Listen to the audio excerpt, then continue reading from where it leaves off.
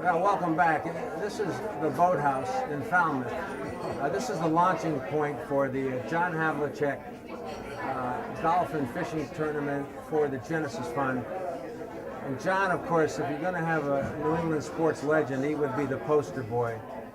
First of all, about the event, the charity event. How many years now has this been for the... I believe this is the 28th year. Think about that. I figured that it might have a shelf life of 8 or 10 years, but here we are almost to 30, so it's one of those things that people enjoy coming to because each year it's like a reunion, and it's probably 95% repeat business and customers and friends, and we try and put on a good show and have a good time, and it's actually the first day of summer camp, they call it.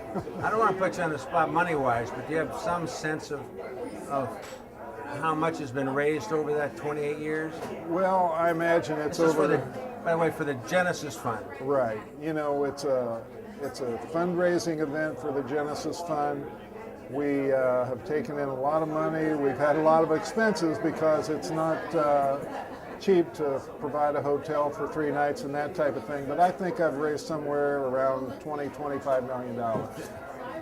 $20–25 million. It's a high-end event, believe me. I've gone to it for many years. High-end event, and I would only say, if you're at all interested, you can be here. I would contact the Genesis Fund and talk to them about that, because it's an annual event. It's usually Father's Day every summer, but check it out. That's what it is. Now, let's get back to the legend thing. Ohio State, you grow up in Ohio. I understand the culture. You come here, and what happens to you? How does John Havlicek become? I know there's seminal moments. I know the Johnny Most call, but we're not talking about that. That was opportunity and preparation. But how did this all evolve?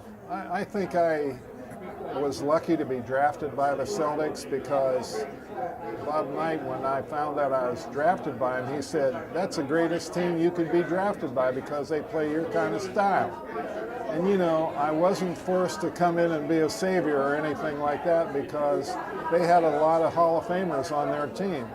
And I just sort of became a part of that process where, you know, using me a little bit here and there and whatever, finally evolved into a big and better leadership role for me. And I think that the people that you involve yourself with and who have sort of helped you along the way, maybe had some kind of design and pattern for what I was going to be or become or whatever, because in my wildest dreams I didn't think I would do what I did do over that period of time with the Celtics, because you learn from other people and you learn from winners like Bill Russell and Casey and Sam and Coos and Ramsey. Ramsey, when I came here, he said, "I'm so glad you're here because you're going to add 2 years to my life because I can't do it as much as I used to, and I'm here, I'm hoping you'll help me." And you know, that was a totally different type of thing, because when you most of the time go to a training camp, everyone thinks they're going to be taking your job. And it was totally different with the Celtics, and you know, we embraced each other, and it was a great marriage. So as you came here, you're a rookie, you're just trying to play well, impress people, make the team. Did you feel you had to go above and beyond what you had, or what? There was show up and pass, shoot, dribble, and score? Well, one of the things that I knew about Red Auerbach was that he loved defensive players. And Tom Sanders, Casey Jones, Sam, and Russell were all great defenders. And at Ohio State, that was basically my job, to be the defensive stopper. So I felt and still feel today the quickest way into the NBA is if you can play defense, you're going to get more time because you won't become a liability. And the offense is all instinct and that type of thing. And with a great team like I was involved with, and I had great hands, I loved playing with Kuzi for that 1 year because the ball was going to be right where you needed it most of the time. And as I developed as a rookie, I was starting out probably playing maybe 3, 4, 5 minutes a game in the first 10 games. Then that increased to about 10 minutes, and then 15 and 20. And at the end of the year, I was fourth in playing time as a rookie and averaged 15 points a game or thereabouts, and felt that I'd sort of made a niche for myself, and I felt that things could get better as time went on because I was just scratching the surface. But you had that incredible, I hate to use the word hustle, but you never seemed to get fatigued. You always seemed to be, you know, John Havlicek, always the guy who was running the hardest, who was working the hardest, who was thinking the most. Well, the thing is, no one's never going to put you down if you provide a great effort. And I had a mental thing as I was playing. And during the course of the game, you may get a little winded or a little tired, but you say to yourself, that other guy has to be a little winded or a little tired, and I am not going to lose that mental war because I'm not going to allow myself to get tired. And I was told one time that you'll pass out before you become overworked. So I was never in a position where I was passing out, but I had this great will and mindset that no one would ever wear me down physically. So that was set in That stone. was set. That was set in stone, and you know, I figured, I could probably play 2 games in one day if I had to, because that's how good a shape I was in. And I had one training rule when I came to Boston. I would come in light. I'd come in about 190, 192, and by the time the season started, I'd be 208 or 210. And the thing is, I would gain weight, but it was all good weight and strength, because a lot of guys came in overweight and they'd have to starve themselves and they would be weak, and I didn't want to be in that position. Did most people understand what you were all about? Did some people resent the fact that you could do these things? Was it the usual? I mean, it couldn't have been all wine and roses and You know, for 3 days, I really didn't do that much during the summer because I felt that that's when my body needed to heal. And a couple of weeks before training camp, I would do some light training, but then it wasn't anything near what was going to happen once training camp started. And after about 3 or 4 days, my body was hurting because the muscles weren't used to doing that. But after 3 or 4 days, I'd be back to a nice state of mind and a nice state of fitness. So I suffered for 2 or 3 or 4 days, but then it all came together, and Well, did any of these other guys, any of your other teammates, I think, did you feel like the resentment that? Well, I don't think they resented it. I think they envied it to some point, and I think a couple of them tried to do that the following years by coming in a little Like who, light. Heinsohn? Well, no, Heinsohn, he didn't do that because, I only played with Tommy, I guess, 3 years. And, he was too set in his ways to do anything different, so I wasn't going to be changing him.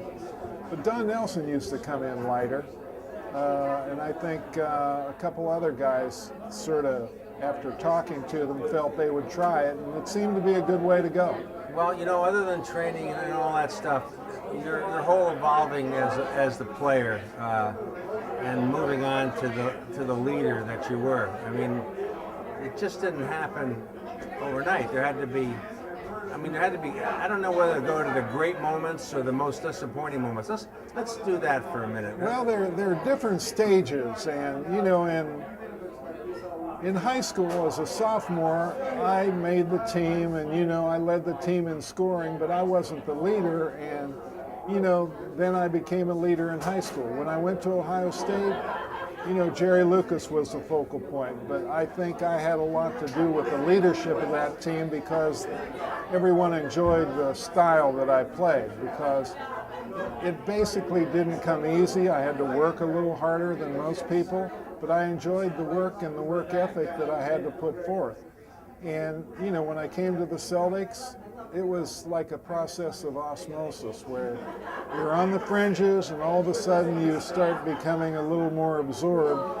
And by the time Russell left, I was at the point where I was ready to be the leader of those teams after Russell. And, winning 2 championships without him was really special for me because no one had ever won a Celtic championship without Bill Russell being on the team. So those people say were my teams and that type of thing. And, we had a great desire to win. And, the one team that we had was 68-14. And I felt we had another championship in 73 had I not separated my shoulder. So that's one that got away, but that goes with the territory, with the injuries. But, there were stages and, as far as moments and highlights and that type of thing, Johnny Moe's call was a great one. I hit a shot over Kareem Abdul-Jabbar in a double overtime game, a couple of them that were special. The one in the Phoenix game was special. The Phoenix was. And on that particular play, because I'd been injured from the first game of the series against Buffalo, I really wasn't thinking I'd play that much. And I was the third option on the play because JoJo was the first and they covered him, they covered Cowens. And Don Nelson is over there squeezing the ball with 5 seconds to get it inbounds with no timeouts left. And I put myself in his position because I'd been there earlier in my career inbounding the ball. And you have to have someone to bail you out. So I more or less got the ball, knew I had to go to the hoop. And as I was going to the hoop, I saw 2 defenders. And I said, I'm going to split them and hope I get fouled. Well, of course, prior to this play evolving, they were in a timeout, and John McLeod said, don't foul in any situation. So as I was splitting the defenders, I was spread out and hoping to get a piece of someone, and they just backed off of me, and I was left hung out to dry, and fortunately saw Sam Jones shoot a lot of bank shots, so I put it up and it went in, and the game continued after that. To me, that was, as you describe it, it was really one of the more amazing shots and moments that, in terms of clutch. But to hear you relive, to relive each and every nuance of that play, it tells me, first of all, you were not only a great hustle, a great condition player, but also a great cerebral player. You were the ultimate package. Leader, understood the game. So why not coach? Probably had too much discipline in my own self to feel as though I could try and do something with other people, have them do it my way, because there are different ways of doing it. And I think I would have driven myself crazy because I would have expected so much of a work ethic from people that it would have been disappointing and frustrating. And Jerry West told me that his 3 years of coaching were like the worst years of his life. So I think that I probably would have been the same way. It makes sense. I think great players don't always translate into happy coaches, but it also speaks to a different game back then. And I think you well know whether you like today's game or not is irrelevant, but it's a totally different game. Well, it's a different game, and I think the three-point shot changed the game. And with that, you don't have much of an intermediate game anymore. I would like to see the three-point shot remain, but have it during the last 2 minutes of each quarter. And I think that would still add excitement because so much of the game that I knew is not even there anymore. Not there. And the basketball purists are people who like to see that. You like to see the three-point shot too, but it's disappointing to see a 3-on-1 fast break and no one goes to the basket. They're hanging out by the three-point line. And, it's just one of my observations and one of my things that, I would change, but I'm not in a position to change it. I think it just makes players lazy, too. I think it's, in some ways, Yeah, well, but you don't, but that's beside the point. I think that's a great idea, Hi, Jack Heath, co-host of Sports Legends New England, alongside my good friend Bob Lobel. Bob and I want you to be a part of the show, and here's how you can do that. We want you to nominate a legend, someone who we can interview for an upcoming show. We want you to possibly win the chance to meet a legend. What a thrill. And we'll tell you how to do that. Also, we'd love to get pictures of your favorite sports legends in New England just by going to our website, a picture we can use for an upcoming show or on our site. And to do all that, go to sportslegendsnewengland.com. Back to you staying here. You're a kid from Ohio. Ohio's a great place. Ohio's a home. Ohio's got great people. Yet, a lot of you, it's interesting, a lot of you guys stayed around. Well, the thing is, when I first came here, I had a brand new car. Well, I sent the car home within 2 months because I felt the drivers were so terrible that my now beautiful car would get beat up so badly that I wouldn't even recognize it at the end of the year. But, as I played throughout my career, I always went back to Ohio because I had a summer job. And all the people didn't make that much money who were playing the game, so they had summer jobs, whereas today they make so much money, all they do is fine-tune their body. But I worked as a manufacturer's rep for like 15 years, selling houseware and hardware products and that type of thing. And the people in the organization were getting older and they started passing on, and I didn't want to leave my basketball career to do that type of thing. So I started staying in Boston a little more, and Boston's a great city. It has, the 4 sports teams. I call it the San Francisco of the East. We have the water, we have the lobster, they have their crab. They have Carmel, we have Cape Cod, they have the Sierras, we have the Green and White Mountains. So there's a lot of similarities other than the climate. And the schooling and the family that we were bringing up entered into it because both kids got great educations and graduated from college at a great school and that type of thing. So once you stay around, you start picking up on a lot of things that you may overlook when you're young and single and really aren't involved that much. You did a great career, and those 2 championships without Russell, which I assume meant more to you than anything.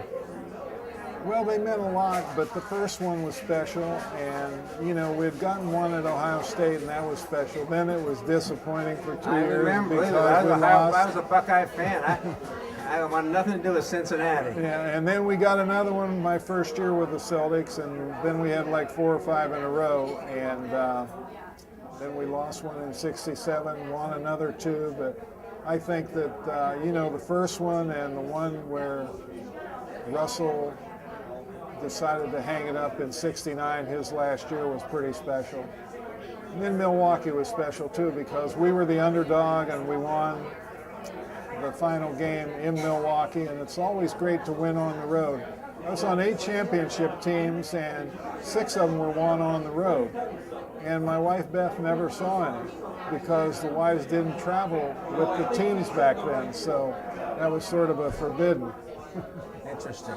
So, but then your life afterwards, you've created this. When you've raised millions of dollars for the Genesis Fund. I guess I'm not sure what the answer would be when I say, what are you more proud of as you have to look back over your life? Are you proud of? I know you're proud of your kids. I know you're proud that your kids are happy.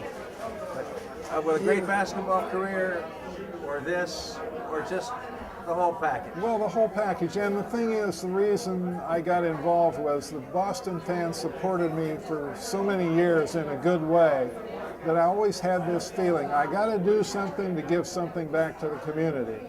And fortunately, I was able to team up with Murray Feingold and you know, I told him about an event that I had in mind, and I talked about a lot of things, but I never told him what it was. And he said, "What is it?" And I said, "A fishing tournament." And you could just see the wind come out of his sails. And I said, "Just bear with me and trust me and do this one time, and we'll see how it works, and maybe we can get it going. And you have nothing to do but put your faith in me, because I don't want to be in a situation where I'm going to embarrass myself." And I'd been to a lot of great events, and I knew I could pull this off. So first year we had like 90 people.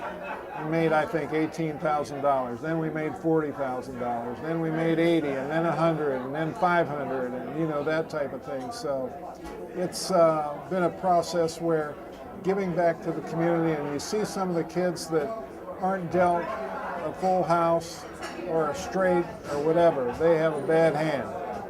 And you know, it's heartbreaking to see these things happen, and if you can add a little bit to their life by making their day a little better, their week a little better, their year a little better, their life a little better, then it's all worthwhile, because it's one of those things that is painful when you see a child have to go through certain situations. And you know, I had a sister pass away at the age of 4 or 5 with leukemia, and now her disease would probably be eradicated with all the steps that they've made. And that's always stuck in the back of my mind to, you know, try and help young kids and young people, and the parents also, because man, what my mother went through is, you know, something I'll never forget.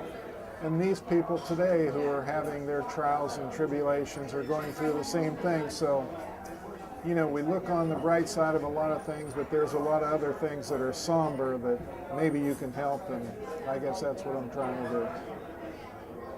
Well, I don't think that nobody's done it better than you in terms of events. And there are a lot of, I guess, great events. There's no question about it. I would ask you one more question. If this were an Ohio Sports Hall of Fame, your good friend Bobby Knight would be in it. We were talking about Ohio sports legends. Right. That friendship has continued over the years. You know, I've always been fascinated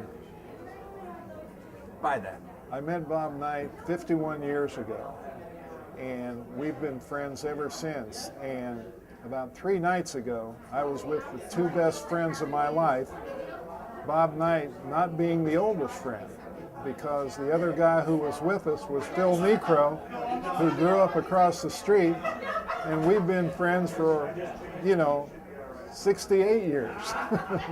So I had the 2 of them together, and I had them both sitting near each other, and they just picked each other's brain, because I've been with both of them, and they really enjoyed themselves. But, you know, Bob Knight is a lot of things, but to me, he's a friend.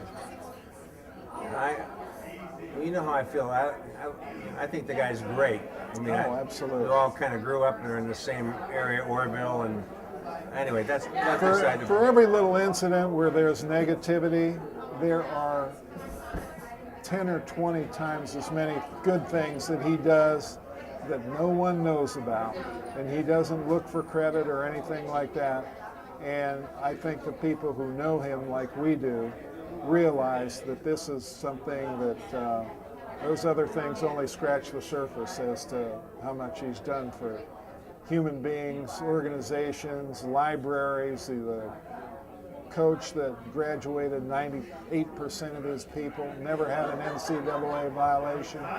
And oftentimes when he's interviewed for a job, they'll say, "We're going in a different direction." And he said, "What direction are you going in?" Because 98% graduation rate, no NCAA violations, 3 national championships, you know, numerous conference championships. I don't know what else you would want in a guy. He's great, and you are too, John. Thanks for being with us, and you know, thanks for being part of our New England Sports Legends. But how could we do this without you? Well, I appreciate it, and again, thanks to all the people in New England for supporting me and who support this event. And you know, we have fun, but we also make some inroads into helping other people. The Genesis Fund, keep that in mind. But he's the bouncing Buckeye from Ohio State, John Havlicek, our New England sports legend today.